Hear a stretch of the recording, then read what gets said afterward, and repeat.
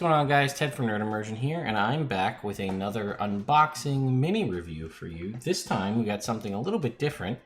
We have not blind boxes, but we know what we're going to get. We've got the Icons of the Realm, Spell Effect, Arcane Fury, and Divine Might, as well as Spell Effects, Wall of Fire, and Wall of Ice. So these are very cool. You can kind of see on the back, you get a whole bunch of different minis.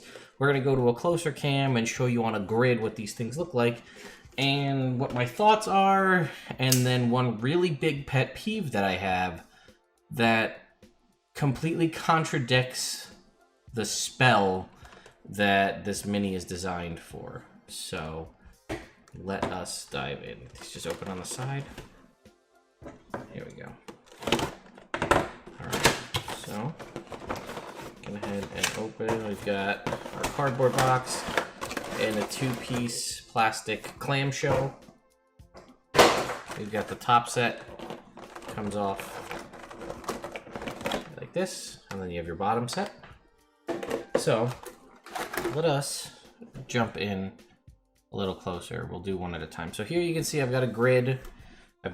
Here's just a little Waterdeep Dragon Heist Monk mini to kind of give you an idea of what we're looking at. So on the bottom of each one, it does tell you what it is, because you can see there, I don't know if this is gonna focus or not, but there you can see this is a grasping vine, right? So here you can see size-wise how this compares to our medium-sized monk figurine. So it's pretty cool. It's a cool looking design. And I feel like I should probably also pull up for you guys to see what each spell does as we kind of go through this list here. So I'll just jump over to any old spell related thing, but I guess we'll use D&D Beyond, but we can move on in the meantime. So you can see right here that this works out, and the reason that you would have this is Grasping Vine, when you summon it, it sits in a specific location, and that is what we've got here. So Grasping Vine is locked because I don't have the player's handbook version of D&D Beyond. Well, you know what? We don't need that. We're just going to use our for free spellbook app, which I mean to do a review of in the future. But let's take a look here. Grasping Vine. You conjure a vine that sprouts up from the ground in an unoccupied space of your choice that you can see within range. When you cast a spell, you can direct the vine to lash out a creature within 30 feet. If you can see it, it must make a dexterity saving throw, be pulled, and you can use the vine to lash out. It stays where it's at. Now, what would be really cool is... Alright, so what would have been really cool would have been if the overall length of the vine was 30 feet, because then you could just take it, lay it down, and say, okay, I can lash out anybody within this radius. But that's not the case. But it sits in a spot, so it makes sense to have that mini. I think we have no issues with that. So there's Grasping Vine. Here, we've got... This is Cloud of Daggers. It doesn't... Oh, it is. Okay, because at first I was going to say, this looks like a whirlwind, right? Does this look like a cloud of daggers to you? Not really to me. But if you look very closely, if this will focus, you can see that in this little whirlwind cloud are very tiny white dagger shapes. It doesn't scream Cloud of Daggers to me, but you can see right here it is next to our PC and our Grasping Vine. And we'll jump over here. Now, Cloud of Daggers does similar to a blade barrier spell. Cloud of Daggers, you fill the air with spinning daggers in a cube 5 feet on each side, centered on a point you choose within range. So that explains that. We've got our 5-foot cube of daggers. Okay? No issues there. Next, we have Unseen Servant. I don't think I really need to go into the specifics of the Unseen Servant. It is clear, right? That makes sense because Unseen Servants are invisible. That's the unseen part of Unseen Servant. So it basically is something you summon. It can move around and kind of act like a butler and do small menial tasks for you.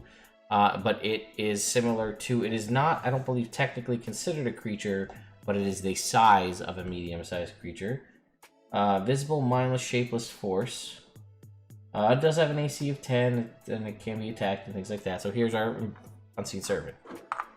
Okay, cool. What else do we got in here? I think we've got a, let's say, Tensor's floating disc. Yes, it is. Tensor's floating disc. Here we have our little disc next to our monk again. So we'll jump over to Tensor's.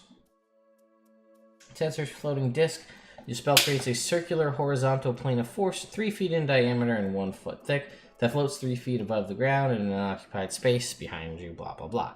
So it is technically, if the base is 5 feet, you can see that this is smaller. So proportionally, I'd say, yeah, that's pretty damn accurate. That's probably a 3 foot diameter. If this base is a 5 foot and that's 3 foot, okay. I think we're good there. Next up, which I really like this. Look at this little guy. This is Mage Hand, right? So for your spellcasters, your arcane tricksters, and so on, you've got your little Mage Hand right here, which you can see very small. And this is, realistically, this is more probably just so you don't forget, okay, I put my Mage Hand here last time, and I can only move it 20 feet. So we move it 20 feet on our turn as an action. Very cool little guy. Makes sense. What else do we have in here? We have Dancing Lights. Okay. So Dancing Lights, you can choose to take the light globules and put the 4 of them together to form a vaguely humanoid shape. That's what we have here. Your 4 light balls form together to make a vaguely humanoid shape. So there's our humanoid, and here's our vaguely humanoid shape. Makes sense. I think we're all on board for everything I've shown you so far. I promise the point that I'm making about how I'm very upset with some of these. And the reason that I'm upset with some of these minis is 1, because it's not how the spell works at all. And 2, that is a significant amount of resources and space in the box that could have been used for some other spell. So the next up, we have 2 spiritual weapons, right? We have a spiritual weapon Warhammer and a spiritual weapon Morningstar, I think it is. A mace, right? Okay, it looks more like a Morningstar. Look at that head. That doesn't look like a mace. That is very clearly a Morningstar. But either way, Warhammer Morningstar. And they've got this kind of cool, right? So this is like a blue. This is like a light blue. We've got kind of this arcane blue here. And these are kind of a goldish color. I don't know if that's coming through with the light that I have here, but it's supposed to replicate a divine spell, right? So it's got a divine-ish color, a vague gold. Makes sense, right? You're a cleric, you can summon a spiritual weapon, and it sits in a spot, and you need to know, because it's a bonus action on your turn, you can move it 20 feet and have it attack. So you need to have a marker somewhere on the thing. Now, it doesn't really come into effect too much, right? If you have a specific spiritual weapon that you use, or you do something which I feel like 9 times out of 10 a lot of us do when we play clerics, is you make something interesting that's not technically a weapon, even though it is supposed to be one. For instance, I think my sister who played a cleric had hers be a chainsaw. Even though the characters don't know what a chainsaw is, she was very themed around like Evil Dead Army of Darkness. Then again, one time she had it look like SpongeBob. And if you watch Critical Role, there's the giant lollipop or the Estelle Getty head bust. All of these different kinds of things, right? So this works. It's not going to be specific to your character, but most clerics, I guess they're assuming mace, even though this is a Morningstar, or Warhammer. I guess they're shoehorning your dwarven cleric in there, or the ones that get proficiency with martial weapons. Either way, still very cool minis, right? You can kind of see they've got this cool little like floaty loop, as a lot of these things do. Now we're going to get to the part that made me go and double check my understanding of a spell, because I got very excited and then was immediately let down when I found out that I was right the first time. So, as I take these out, I'm going to let you, the internet, guess what spell this is, okay? Because this, I mean, you could cheat and just look on the outside of the box, but this is all listed as one spell, friends, okay? These 4 floating, albeit very cool minis, which could be used to substitute for your spiritual weapon, if you need be, look awesome, and you get cool things, right? You got a flaming sword, this sort of ice-looking axe, this lightning hammer, right? You got your Mjolnir going on here, or maybe that's a maul. It just says weapon. And then this cool acid-looking bow. And I do want to point out that, again, the colors on all of these are significantly darker. The way the ring light is up top is kind of washing out down this way. But, okay, 4 weapons of different elements floating in the air. What spell is it? I'll give you guys a few seconds to think about it while I look it up on my phone. Any guesses? Well, if you took it extremely literally, which is what I kind of think the folks at Wizkids may have done, you would think that a weapon made out of an element is the elemental weapon spell, similarly to a spiritual weapon, a weapon conjured forth from the spiritual realm or from the devotion of a cleric. A spiritual weapon summons a weapon made of spirit energy. We're just spitballing here, and then it summons into a being and it fights. So maybe you would think that the elemental weapon spell, a spell that summons an elemental weapon that fights, is the exact same thing as spiritual weapon. Well, folks, if you know the spell, you know that this is complete and utter bullshit. What does elemental weapons do? First of all, it's only usable by a paladin, not counting subclasses and things of that nature. 1 action, touch, okay? It's not even a summon with a range, it's a touch. A non-magical weapon you touch becomes a magical weapon.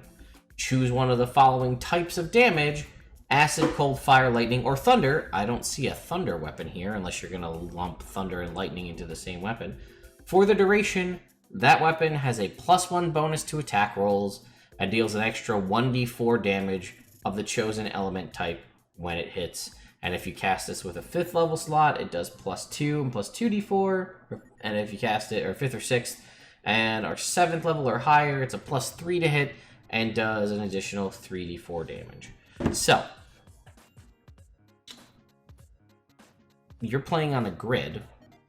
Now maybe, and this is a big maybe in my mind, because this is supposed to be spell effects, not spell markers. So let's say this monk isn't a monk. Let's say it's this guy, right? This 3D printed mini, right? He's got a sword. You can see his sword right there and his shield, right? So he casts elemental weapon on this scimitar, cutlass, or whatever this is, right? That blade now becomes a magic weapon. So in my mind, you wouldn't need a mini to mark the fact that your character has a concentration spell that gives his sword a +1 to attack and a +1d4 to damage. Elemental weapon is the same thing as the magic weapon spell, except magic weapon just makes it a +1 to attack and a +1 to damage. Elemental weapon is a slightly better version that takes that up a notch and goes from, rather than +1/+1, it becomes +1 +1d4, which is nice because if you crit, it adds that extra d4. There's no magic weapon spell effect. There's no divine favor spell effect. There's just spiritual weapon, elemental weapon. So when I saw these, I got really jazzed because I thought maybe I forgot and I just totally misread elemental weapon, and my paladin has been missing out on a super badass floating elemental weapon spell that I never knew they had. Wrong. Just flat out wrong. So the only way, I mean, other than using them to replicate whatever you want, because you want to replicate some other cool effect, right? Like, I don't want to use my mini, but I am focused on the fact that I have a flame tongue. This is now my character's mini. Or I have a dancing sword that's on fire. Or I just have a dancing sword and I wanted a cool sword mini. Right? Or I throw my Mjolnir-like hammer and it lands on the ground and I'll get it when 2 turns later when I go pick it up. You get the point.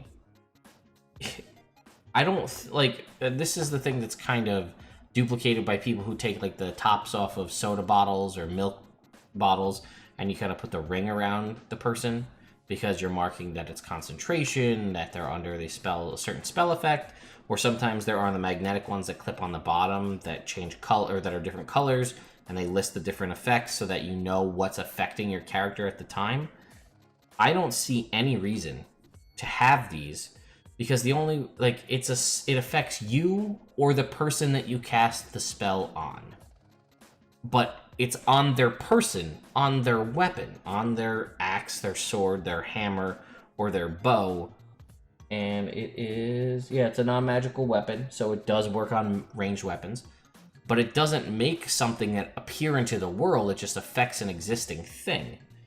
So, maybe, I mean, and I'm getting hung up on something very small, but it just doesn't make any sense to me why you would do this when these 4 minis could have been, again, like I said, you could just use this to expand the repertoire of your spiritual weapon if you want, if you're using an axe or whatever.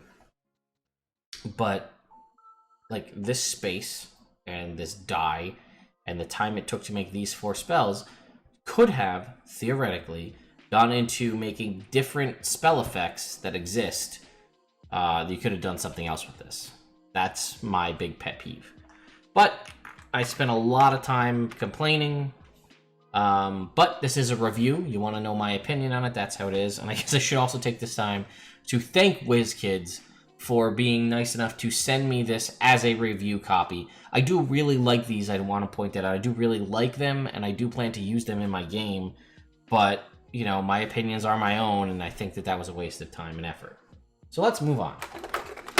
Next, we have... This is arguably less so, but still an issue. Or maybe not an issue, but we have Bigby's hand.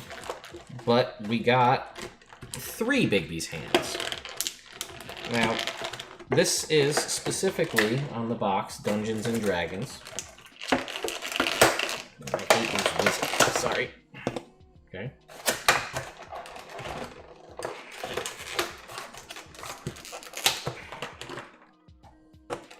Okay.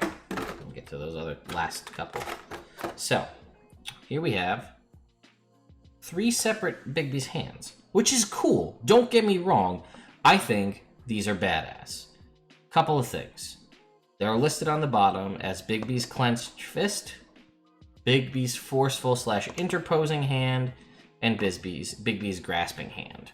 So, I'm going to pull up the Bigby's hand spell while we talk about this, but it feels to me as though this was a holdover from 3.5. Now, if you looked at the boxes, these are D&D 5th edition branded boxes, and they're for D&D, so not for Pathfinder, theoretically not for your 3.5 game, especially because the names of spells have changed in some instances. Some of these spells didn't exist in 3.5, or older editions in general. In older editions, there was each Bigby's hand was a separate spell. So if you wanted to cast Bigby's forceful hand, that was one spell you had to learn and prepare and cast. If you wanted to cast Bigby's clenched fist, same thing. Same thing with the grasping hand, and so on. So they, thankfully in my mind, in 5th edition, combined them all into one spell just called Bigby's hand, and when you summon the hand, you choose what it does. Because you summon the hand and then choose what it does, I don't feel like you needed... I think they're... Don't get me wrong, these are badass and I love them. But I don't think you needed 3 spell markers for one singular spell that just does whatever you want it to, and it can literally change each turn. Let's read Bigby's hand. First of all, you create a large hand. This is a medium mini. Large is 4x4. Right? This is a medium-sized mini. You create a large hand of shimmering translucent force in an unoccupied space you can see within range. The hand lasts for the spell's duration, and it moves at your command, blah, blah, blah. Okay? The hand doesn't fill its space. When you cast the spell, and as a bonus action on your subsequent turns, you can move the hand up to 60 feet, and then cause it to take one of the following effects. Clenched Fist, which is this one right here. The hand strikes one creature or object within 5 feet, make a melee spell attack, and then it takes 48 damage. This is either forceful or interposing. Forceful, the hand attempts to push a creature within 5 feet, make a check, strength athletics check, contested by the hand's check. If the target is medium or small, you have advantage. If you succeed, the hand pushes the target 5 feet plus a number of feet equal to 5 times your spellcasting ability modifier, so between 5 and potentially 30 or more. The hand moves with the target and remains within 5 feet of it. Grasping Hand, that's this guy right here. The hand attempts to grapple a huge or smaller creature within 5 feet. You use the hand's strength score to resolve the grapple. If the target is medium or small, you have advantage. While the hand is grappling the target, you can use a bonus action to have the hand crush it. When you do so, it takes 2d6 bludgeoning damage plus your spellcasting mod. Or, this one yet again, the interposing hand. Put yourself between you and a creature you choose. The hand moves to stay between you and the target, providing you with half cover against the target.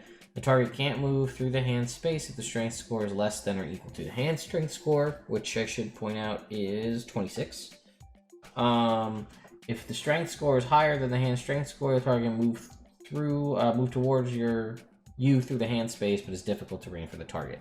Again, using this alone, that would theoretically mean it's only 5 feet of difficult terrain, when if it's between you and the enemy, it should be 10 feet. A little bit of a nitpick. But as you can see, I could just use this mini and say, okay, it's my turn. I move my Bigby's hand 60 feet, and then I do Clenched Fist. It does it. Do I need to then be like, okay, it does Clenched Fist, and it punches. Okay. Now it's going to do Grasping Hand. Okay. Now it's going to do Interposing Hand. You get my point. So I think that this is kind of silly. I'm being a little biased here, right? Like, I shit pretty hard on these 4 weapons, and then I'm kind of like totally okay with the Bigby's hand. But in the same vein, these should have been one large size, 4x4 size Bigby's hand that you move and use as appropriate, not 3 separate smaller hands that you don't need. And why would you, and again, just like another little nitpick, why does this one get to be both forceful and interposing? I get it. The hands like this, you're pushing or you're, interposing. But if you did 3, why not just do 4 and make this one purple or clear, since it says it's clear energy? But because it's one singular entity in 5th edition that moves and changes what it physically does, again, in 3.5, if you cast Bigby's Forceful Hand, it was its own thing, and then you cast Grasping Hand, and then you cast Clenched Fist. They were all separate markers that could be on the map. Maybe you'd say this is for multiple casters, so that they each can have theirs. If you have a party of 3 people casting Bigby's Hand, sure. The legitimacy of that happening in a game, I feel, is relatively low compared to just somebody casting the spell. And I guess if you really just want to switch them out. But again, this can change each turn. You can choose what it does. It's not like you're locked into the spell like you used to be. Whatever you cast is what you have for that period of time. And again, my other nitpick is this is a large square. This is a medium-sized mini. I don't have it with me here, but I have a 3D printed one that I did that printed, lo and behold, large size. It's one Bigby's hand, and I just moved it and used it for whatever I needed to. Okay, moving on. We've got, it's a pretty cool one, Arcane Gate, right? So we can go ahead and put our little guy in front of this Arcane Gate. Let's go ahead and pull up the Arcane Gate spell. You create linked teleportation portals that remain open for the duration. Choose 2 points on the ground that you can see, 1 point within 10 feet of you and 1 point within 500 feet. A circular portal, 10 feet in diameter, which, as we look here on the ground, this is indeed 10 feet in diameter. The base is only 5 feet, but the total portal is 10 feet in diameter. I guess you could make the argument that Bigby's hand... Actually, you can't, because this one kind of just goes... Unless you're going to make the argument that it's 10 feet up, rather than that, and this one is sort of 10 feet across, but that doesn't even fill up the whole second square. Grasping hand sort of does, but still doesn't fill up the whole second square. But anyway, this does fill the 10-foot diameter of the thing, although I do still feel like, because if you're playing on a grid, the base should be 10 feet around, not just the upper piece. Anyway. 10 feet diameter opens, and the other point, if the portal would open in a space occupied by a creature, the spell fails, and the casting is lost. 2 portals are dimensional glowing rings, filled with mist, hovering inches from the ground and perpendicular to a plane you choose. A ring is only visible from one side, your choice, which is the side that functions as a portal. Any creature or object entering the portal exits from the other one. So, there you go. Slight minor nitpick. You gave us only one of these. And when you cast this spell, it makes 2 portals, one here and one elsewhere. Now, that is a minor nitpick, and I'm not going to go into that too much more, because chances are you're only really worried about the one that you cast near you, because that's the one people are going to try to get to. Because it's up to 500 feet away.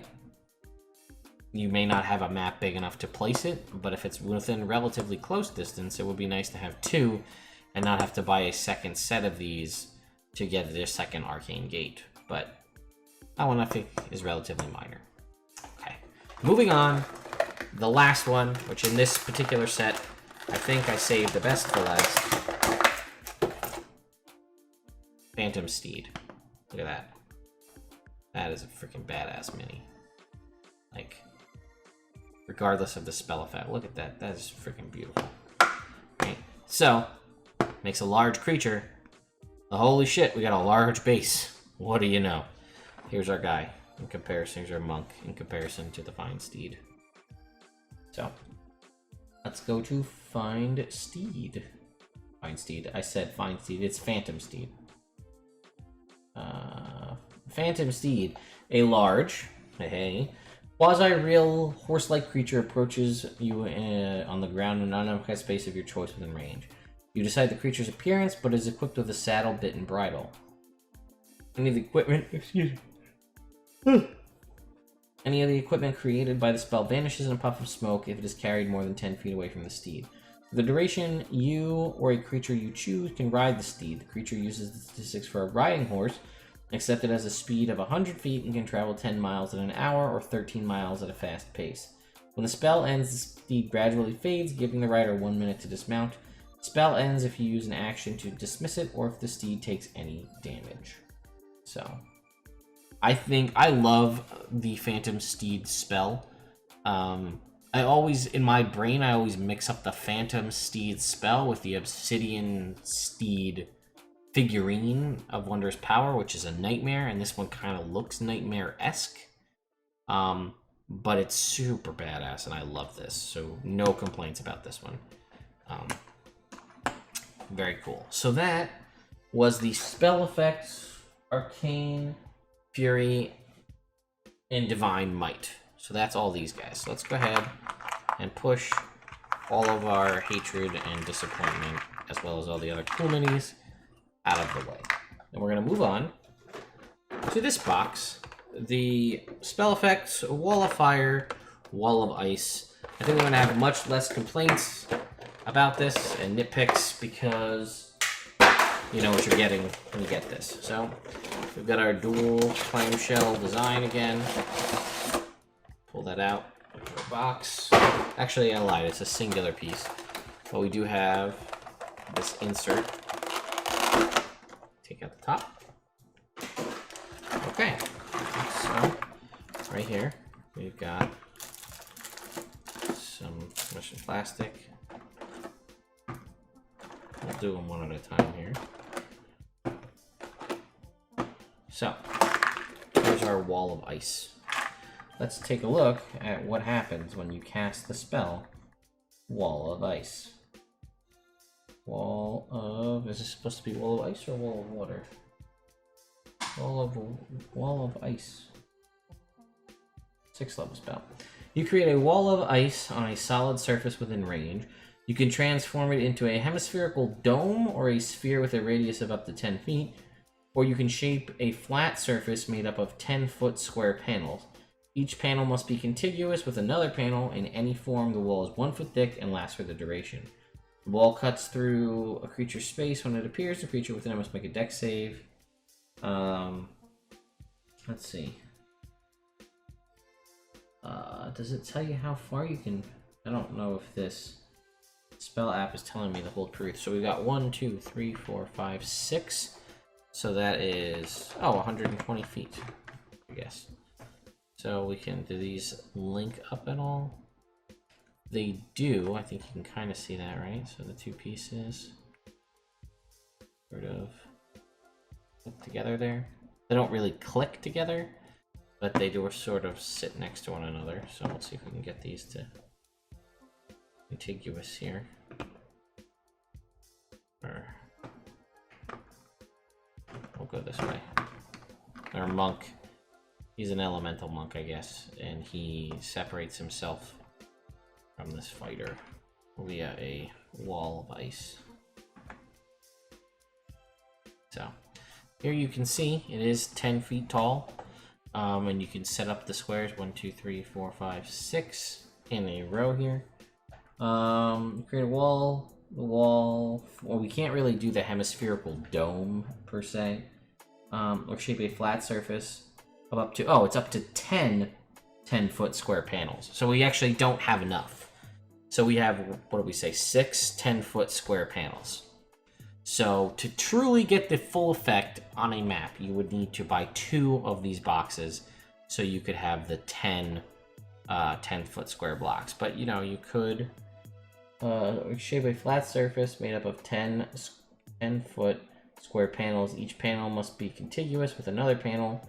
Any form the wall is 1 foot thick. So you could theoretically be like, I cast a wall of ice, and just do one of these, wall this guy off, and I don't know, continue a couple other ways because you still had a bunch more.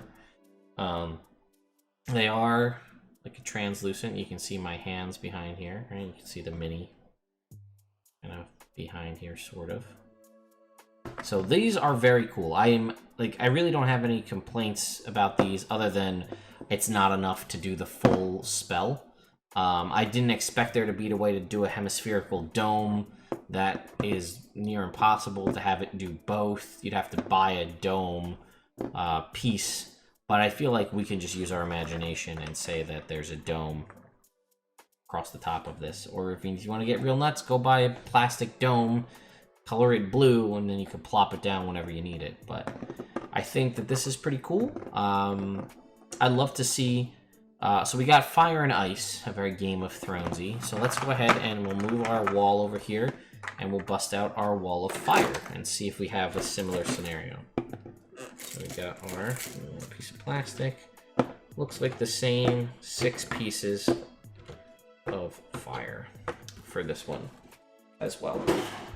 So we'll go over to Wall of Fire, which is a 4th level spell. You create a wall of fire on a solid surface within range. Make a wall up to 60 feet. Okay, so this one we might be able to actually do. So you create a wall of fire up to 60 feet long, 20 feet high, and 1 foot thick, or a ringed wall up to 20 feet in diameter, 20 feet high, and 1 foot thick. So we actually, right here, if we were to do this, get these all to sync up, that right there, folks, there's your wall of fire, 60 feet long, on a grid, right? We'll count it out together here. 5, I'm sorry, no, I'm messing things up. 5, 10, 15, 20, 25, 30. I was now jumped to 10-foot squares. So we do actually need all of them because I'm an idiot and I did my math wrong. So here we go. Here's our 60-foot. Get that all in frame there. Our 60-foot wall of fire. So 10, 20, 30, 40, 50, 60 feet all the way across. We've got our 2 guys here fighting over a wall of fire. It is not 20 feet high, right? If this guy's 5 feet high, it's just 10 feet high. I'm not really too worried about that. It gets the point across. It looks cool. And, you know, you would, what do we say, a ringed wall 20 feet in diameter. Can we make that? So we've got, here's this. So it's going to be 20 feet, oh, in diameter, yeah, 5, 10, 15, 20. And we get our ringed wall here. We have 5, 10, 15, 20, 5, 10, 15, 20. Yeah, we can't technically get, can't really see that, but we can't technically get our 20-foot diameter. That's 4 squares. We can't technically close it all off with the pieces that are included. But either way, and again, you may be able to come up with clever ways, and they do, you can see they do kind of like lock together to make your contiguous wall here. So you may be able to find other uses for these. Again, very cool pieces, right? The ice and the firewall.